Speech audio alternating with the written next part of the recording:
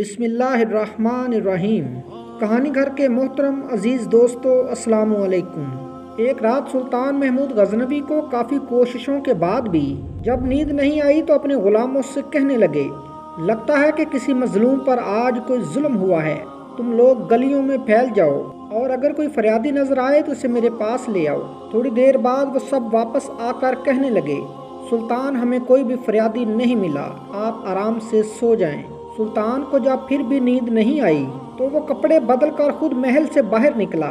محل کے پیچھے حرم سرا کے نزدیک انہیں کسی کی فریاد سنائی دی، اے اللہ، سلطان محمود اپنے مصاحبوں کے ساتھ محل میں عیش و عشرت کی زندگی گزار رہا ہے اور محل کے عقب میں مجھ پر ظلم توڑا جا رہا ہے۔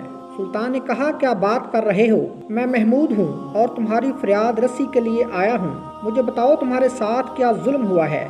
اس شخص نے کہا، آپ کے خواص میں سے ایک شخص جس کا نام میں نہیں جانتا ہر رات میرے گھر آتا ہے اور میری بیوی پر ظلم و تشدد کرتا ہے۔ سلطان نے پوچھا، اس وقت وہ کہاں ہے؟ اس نے جواب دیا، شاید اب چلا گیا ہو۔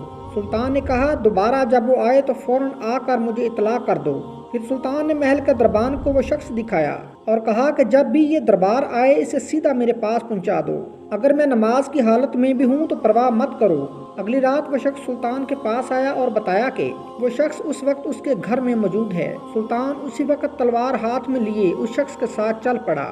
جب اس کے گھر کے قریب پہنچا تو اس سے کہا کہ گھر کے سارے چراغ بجھا دو۔ پھر اندھیرے میں ہی اس کے گھر میں گھس کر اس شخص کا سر تن سے جدا کر دیا۔ پھر سلطان نے حکم دیا کہ چراغ روشن کر دو۔